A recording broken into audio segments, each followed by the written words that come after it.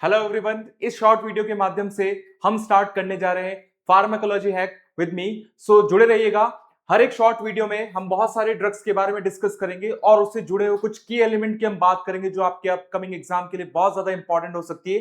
तो स्टार्ट करते हैं आज का सीरीज नंबर फर्स्ट। तो सबसे पहले हम जिस ड्रग की आज बात करने वाले हैं, फर्स्ट ड्रग आपके सामने आप देख सकते हैं, that is the metformin drug. आप सभी जानते हैं मेटफॉर्मिन का यूज कहां किया जाता है। इसकी कुछ खास बात याद रखिएगा, जैसा नाम है वैसा उसमें कुछ आपको हिंट ढूंढने की कोशिश करनी है।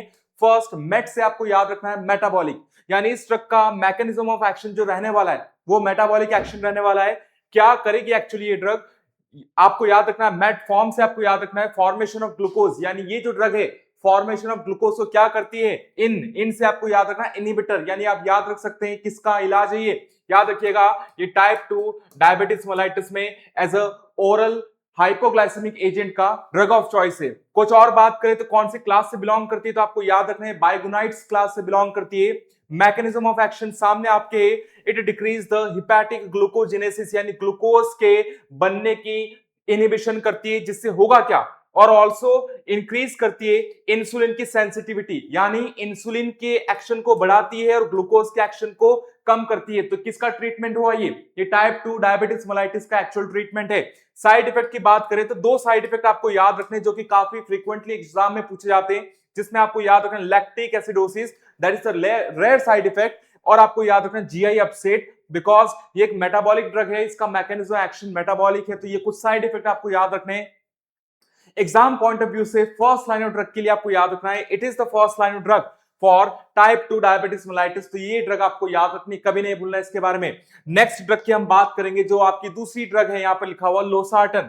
We all know losartan, that is the anti hypertensive drug. याद रखना है, नाम में छुपा हुआ लो, यानी क्या लो करती है ये, it is use for decrease the BP, यानी एंटी हाइपरटेंसिव ड्रग है। और सार्टन से आपको याद रखना है तो कौन से क्लास की ड्रग है, तो याद रखना it is a angiotensin receptor blocker. याद रखना एंजियोटेंसिन रिसेप्टर ब्लॉकर ड्रग है ये। कौन सी क्लास की है, एंजियोटेंसिन रिसेप्टर ब्लॉकर। और इसके मैकेनिज्म ऑफ एक्शन की बात करें तो याद रखिएगा, बहुत फ्रीक्वेंटली पूछा जाता है, ये एक वेसोडाइलेटर एक्शन दिखाती है ड्रग लोसार्टन। और ये क्या करती है, it also decrease the aldosterone, यानी इन दो मैकेनिज्म ऑफ एक्शन से लोसार्टन क्या करती है, किसी भी पर्सन में ब्लड प्रेशर को कंट्रोल करती है या फिर बढ़े हुए ब्लड प्रेशर को कम करती है, इसलिए एंटी हाइपरटेंसिव ड्रग का एग्जांपल है।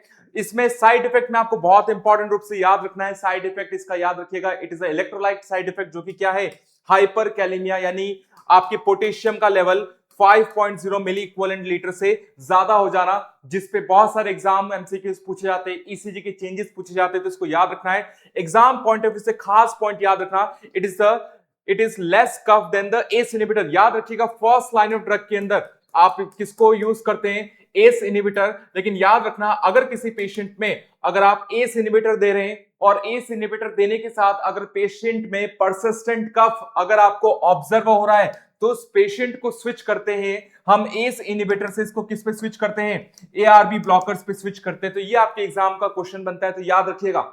नेक्स्ट ड्रग की अगर हम बात करें तो अगली ड्रग है आपके सामने ओमिप्राजोल। सभी जानते हैं ओमिप्राजोल कौन सी क्लास की ड्रग है, it is the proton pump inhibitor, यानी एक पीपीआई क्लास की ड्रग है। याद रखिएगा, क्लास आपको याद रखना, it is the proton pump inhibitor.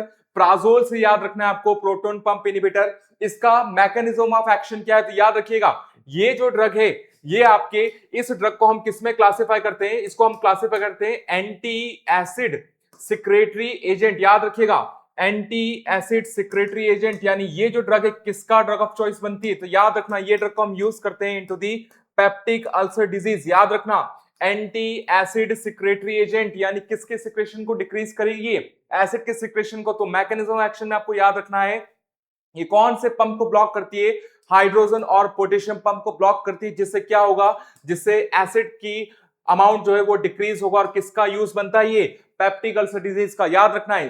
Side effect की बात करें तो साइड इफेक्ट में आपको एक इलेक्ट्रोलाइट साइड इफेक्ट याद रखना, हाइपोमैग्नीसीमिया।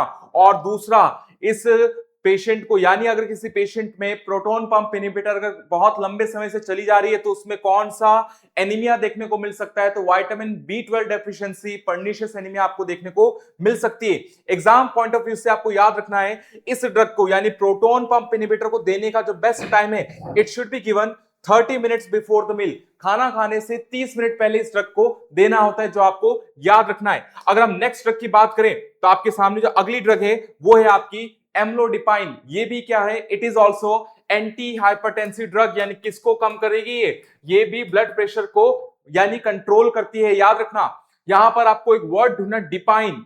डिपाइन से आपको याद रखना है, डिपाइन से इट डायलेट दी आर्टरी, यानी ये वेसोडायलेटर तो है, लेकिन मेनली किसको डायलेट करता है, ये आर्टरी को डायलेट करता है। याद रखना, बहुत इंपॉर्टेंट है। एम्लोडिपाइन कौन सी क्लास से बिलोंग करता है, तो इट इज अ सीसीबी, यानी कैल्शियम चैनल ब्लॉकर। याद रखना, कैल्शियम चैनल ब्लॉकर आपका ये क्लास है। और इसमें मैकेनिज्म ऑफ एक्शन की बात करें तो जैसा क्लास वैसा उसका मैकेनिज्म ऑफ एक्शन, यानी ब्लड वेसल्स के अंदर ये कैल्शियम की एंट्री को क्या करता है, कैल्शियम के इनफ्लक्स को यानी कैल्शियम के एंट्री को ये क्या करता है, ब्लॉक करता है, जिससे आपकी वेसल्स क्या हो जाती है, vessels will get dilate. Vessels dilate होगी, इसमें भी कौन सी वेसल, तो आपको याद रखना है आर्टरी को मेनली ये टारगेट करता है, तो आर्टरी डायलेशन देखने को मिलेगा।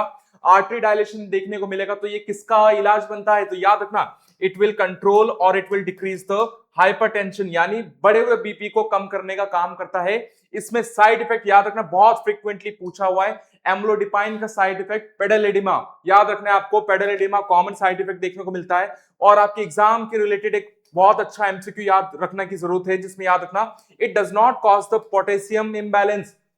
याद रखना, एम्लोडिपाइन का पोटेशियम इम्बैलेंस से कोई रिलेशन नहीं है, ये बात आपको याद रखना है। और आज के सीरीज की अगर हम बात करें, जो लास्ट आपकी जो बात करें, लास्ट ड्रग की हम बात करें, चलिए उस ड्रग की हम बात कर लेते हैं, जो कि है आपकी एटेनोल। कौन सी क्लास की ड्रग है, याद रखना यहां पर आपको लोल वर्ड याद रखना है, जिस भी ड्रग के लास्ट में लोल लिखा हुआ है यानी वो क्या है, बीटा ब्लॉकर है। वो कौन सी ड्रग है, वो बीटा ब्लॉकर। बीटा ब्लॉकर जब भी आपके दिमाग में आए तो याद रखना दो चीजें कम करेगी, एक तो बीपी कम करेगी, दूसरा ये क्या कम करती है, हार्ट रेट। ये दो चीजों पे बहुत इंपॉर्टेंट फोकस होना चाहिए, याद रखिएगा। वो कौन सी क्लास है ये, it is a selective beta 1 blocker. याद रखिएगा, मैकेनिज्म एक्शन में आपको बता चुका हूं, दोनों चीजें कम करती है, बीपी एंड हार्ट रेट। इसमें भी हमारा सबसे ज्यादा फ्रीक्वेंट क्वेश्चन बनता है हार्ट रेट से। सपोज करिए एक पेशेंट का एपाइकल पल्स अगर बीपीएम कितना 60 से कम है, तो उसमें क्या करेंगे, उसमें बीटा ब्लॉकर को हमें क्या करना है, रोकना है। यानी beta blocker is Contra indicated in case of bradycardia, because ये क्या करती है,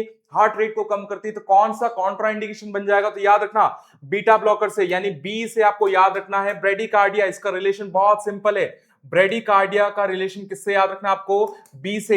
बाकी डिजॉक्सिन में इसकी अलग से हम बात करेंगे, डिजॉक्सिन का हार्ट रेट से क्या रिलेशन है। और एट द वेरी लास्ट आपको एग्जाम पॉइंट ऑफ व्यू से याद रखना है, it do not stop abruptly, sudden stop नहीं करना है।